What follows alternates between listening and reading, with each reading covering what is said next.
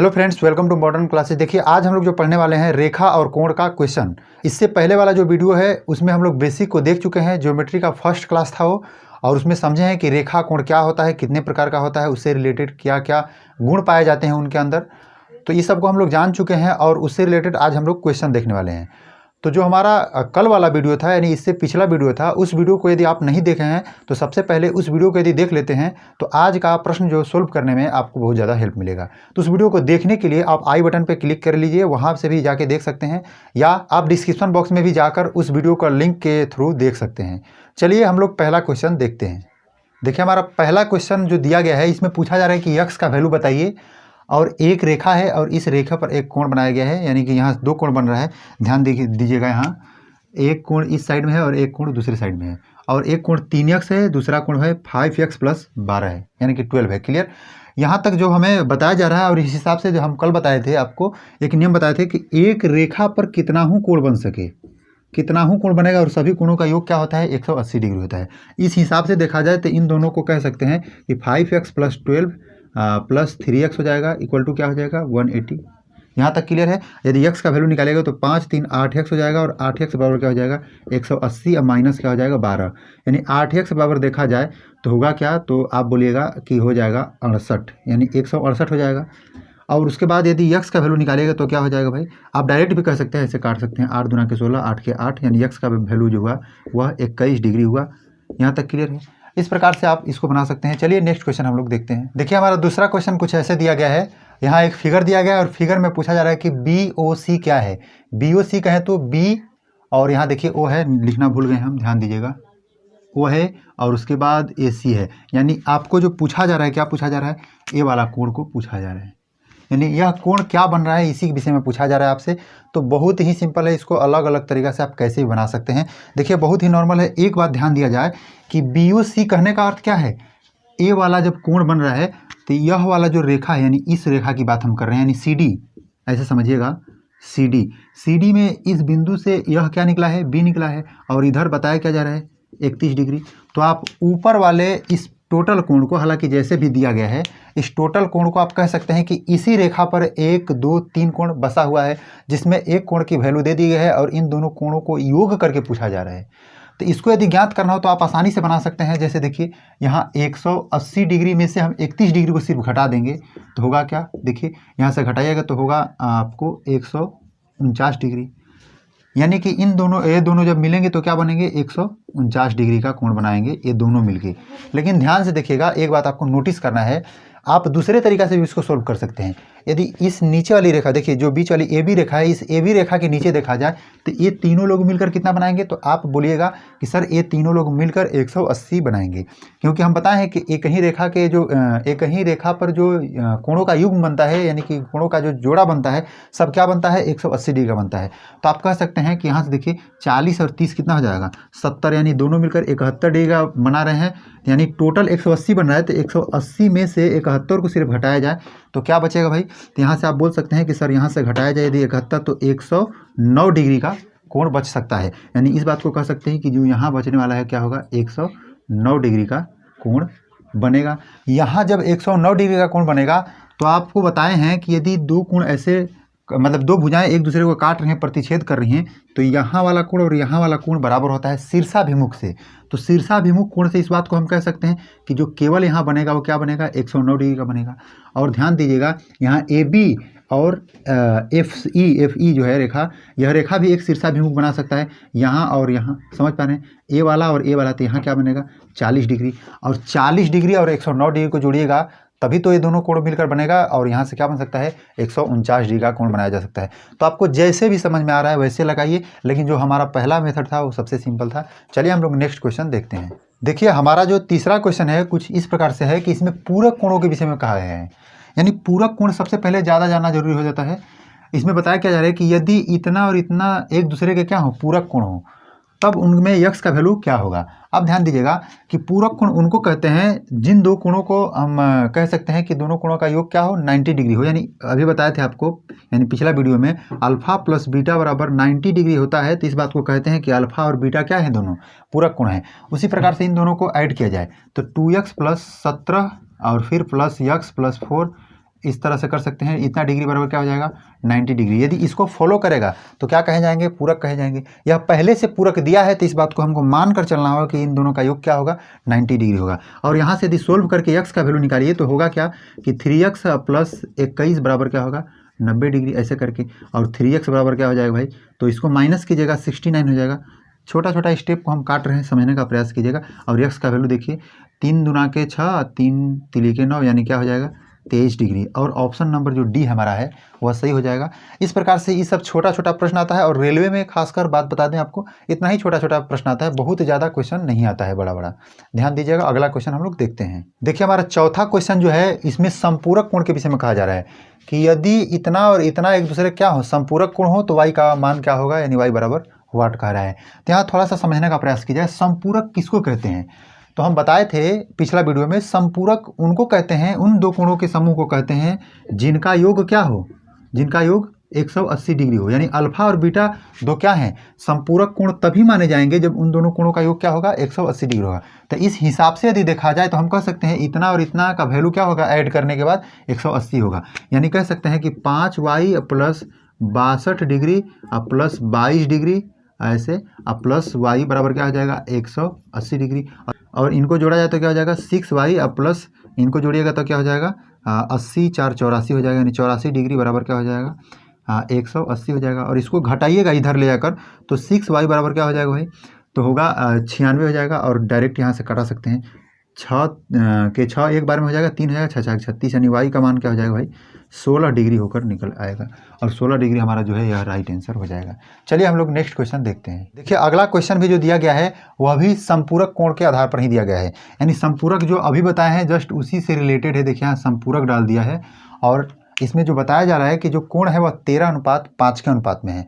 और आपसे पूछा जा रहा है कि जो बड़ा कोण है वह क्या होगा, बड़े कोण का मान बताना है। 13 अनुपात यानी अनुपात सिर्फ दे दिया है, इसका अर्थ है कि 180 क्या होता है, दोनों कोणों का योग होता है।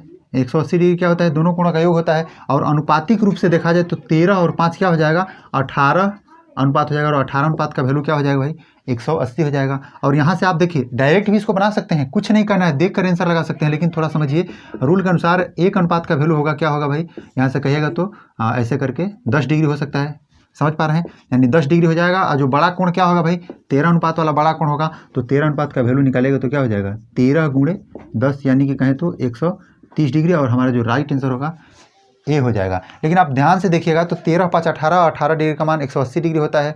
यहाँ तक क्लियर है। सॉरी 18 अनुपात का जो मान होता है वो 180 डिग्री होता है और 13 अनुपात का जो मान होगा 130 डिग्री। डायरेक्ट आप लगा सकते हैं सर, लेकिन हमें करना जरूरी होता है। बहुत ही सिंपल, इसमें कैलकुलेशन कुछ भी नहीं होता है। जो आपको लगाना होता है सिर्फ आपको नियम पता है, डायरेक्ट लगा सकते हैं। संपूरक नहीं पता है कि संपूरक किसे कहते हैं, तो किसी भी हालत में इस क्वेश्चन को आप नहीं बना सकते हैं। चलिए नेक्स्ट क्वेश्चन हम लोग देखते हैं। देखिए ज्योमेट्री का जो क्वेश्चन होता है आप अलग अलग कई तरीक़ा से बना सकते हैं। जैसे देखिए यही क्वेश्चन है हमारा अगला, और इसमें देखिए आप कई मेथड से बना सकते हैं और इसमें सबसे शॉर्टकट मेथड हम आपको बताते हैं। ध्यान से देखिएगा। हालांकि देखिए सबसे पहले हम उन बातों को बात कर लेते हैं, जैसे कि हम कल बताए थे कि देखिए यदि ए वाला लाइन और ए वाला लाइन यदि पैरेलल होता है यानी समांतर होता है, तो ई और ए कोणों का जो योग होता है क्या होता है 180 डिग्री होता है।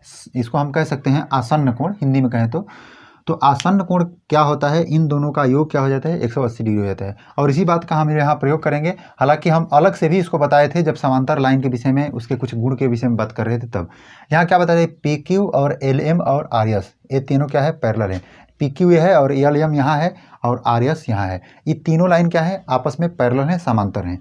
उसके बाद क्या बताया जा रहा है कि कोण LRS को फाइंड करना है। यल यहाँ है, R यहाँ है और यस यहाँ है। यानी कहने का अर्थ है कि इस कोण को फाइंड करना है। यहाँ आपको दिखा दें थोड़ा सा, इसको हम यहाँ करते हैं। कुछ इस प्रकार से बन रहा है फिगर। क्या सिर्फ यहाँ देखा जाए तो यहाँ 155 डिग्री का कोण बन रहा है और यहाँ जो बन रहा है x डिग्री का कोण बन रहा है और इसी के विषय में पूछा जा रहा है। तो हम आपको बता भी चुके हैं कि यदि यहाँ और यहाँ दोनों आसन्न कोण है, इस बात को कहें तो जब दोनों आसन्न कोण है तो इस पीरियड में इन दोनों कोणों का जो योग होता है 180 डिग्री बनता है, जिसमें से कि अकेले यह 155 डिग्री ले लिया है। तो यहाँ जो नीचे बनेगा वो क्या बनेगा तो 25 डिग्री बनेगा। आप समझ पा रहे हैं। और इन दोनों को जोड़िएगा तो क्या हो जाएगा 180 डिग्री हो जाएगा। तो यानी बहुत आसानी से हम कह सकते हैं इन दोनों कोणों का योग 180 डिग्री होगा और इस प्रकार से यहाँ जो होगा क्या होगा 25 डिग्री होगा। बहुत ही सिंपल क्वेश्चन होता है। देखिए हमारा नेक्स्ट क्वेश्चन क्या है। देखिए कुछ क्वेश्चन ऐसा भी आता है जिसमें कि हमें रचना वगैरह करना पड़ता है। जैसे देखिए यहाँ क्वेश्चन मिल गया है हमें बता रहा है कि ए बी और सी डी क्या है, पैरेलल है। ए बी यहाँ है और सी डी यहाँ है, ये दोनों पैरेलल है।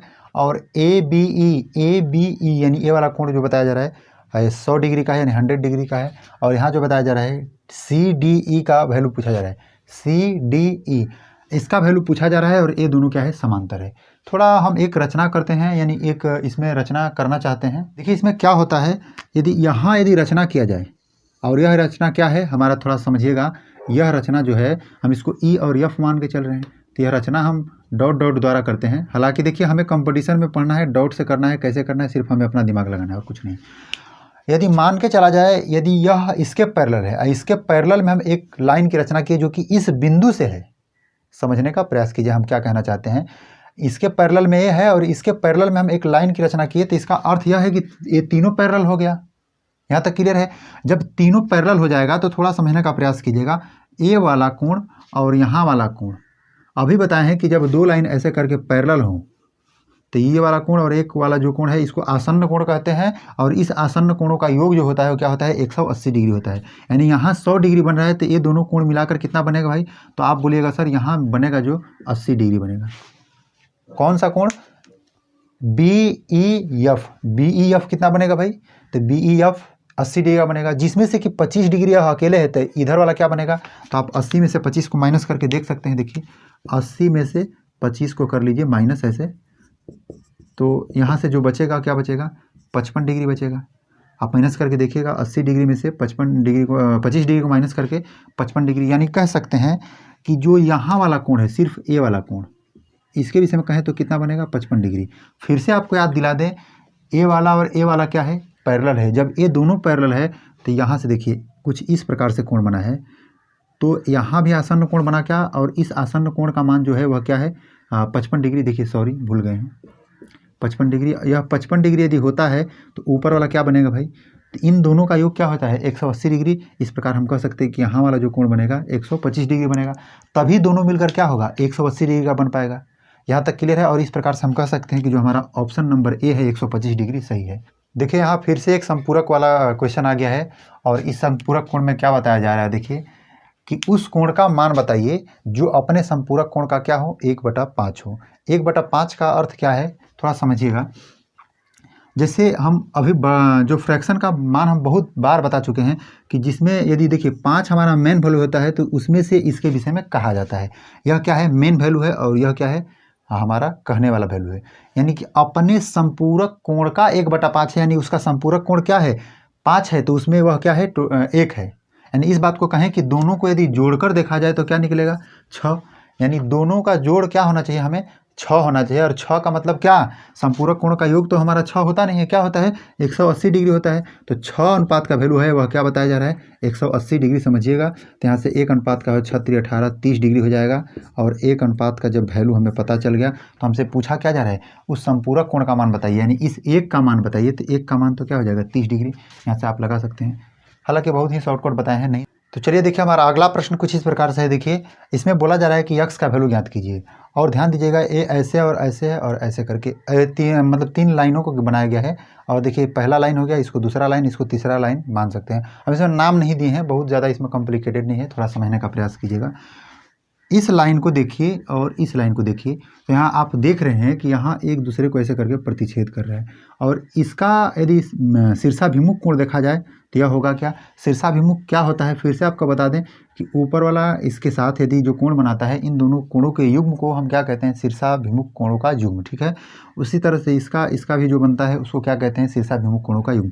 जस्ट उसी तरह से इसको ध्यान दीजिएगा थोड़ा सा, कि ऊपर यदि 3x बन रहा है तो ये भी क्या बनेगा भाई, 3x बनेगा। आप समझ पा रहे हैं। और यहाँ से आप कह सकते हैं कि एक लाइन पर एक ही और 3 कोण बन रहा है। कौन कौन, यहाँ एक कोण बन रहा है, एक ये हो गया, एक ये, तीनों कोण यदि बन रहा है तो तीनों कोणों का योग क्या होगा, 180 डिग्री होगा। इस प्रकार हम कह सकते हैं कि 180 डिग्री यानी कहें तो 5x + 3x + 2x का वैल्यू क्या होगा, 180 डिग्री होगा। यहाँ से कह सकते हैं कि 5 3 8 2 10 यानी 10 यक्स का जो वैल्यू होगा वो क्या होगा 180 डिग्री होगा। और यक्स का वैल्यू आप आसानी से निकाल सकते हैं क्या, यक्स बराबर 18 डिग्री। तो देखिए ऑप्शन को भी हम नहीं लिखे हैं समय बचाने के लिए, आप समझ लीजिएगा यहाँ जो यक्स का वैल्यू होगा क्या होगा 180 डिग्री। आप यहाँ से जरूर निष्कर्ष निकाल पाए होंगे कि कहीं ना कहीं सर जी कितना हो क्वेश्चन बता दें, लेकिन हमें थोड़ा सा ज़रूर प्रैक्टिस करना पड़ेगा। ये सब क्वेश्चन जब तक आप नहीं पढ़िएगा, जब तक अभ्यास नहीं कीजिएगा, तो आना थोड़ा सा बहुत ज़्यादा मुश्किल हो जाता है। तो आशा है कि जो भी कुछ हम बताए हैं इस वीडियो में टोटल आपको समझ में आया होगा। यदि ऐसा है तो आप हमारे वीडियो को लाइक कर दीजिए, दोस्तों के साथ शेयर कर दीजिए। अभी तक चैनल को सब्सक्राइब नहीं किए हैं तो चैनल को सब्सक्राइब कर लीजिए। आज के लिए इतना ही रहने देते हैं, मिलते हैं नेक्स्ट वीडियो में, तब तक के लिए धन्यवाद।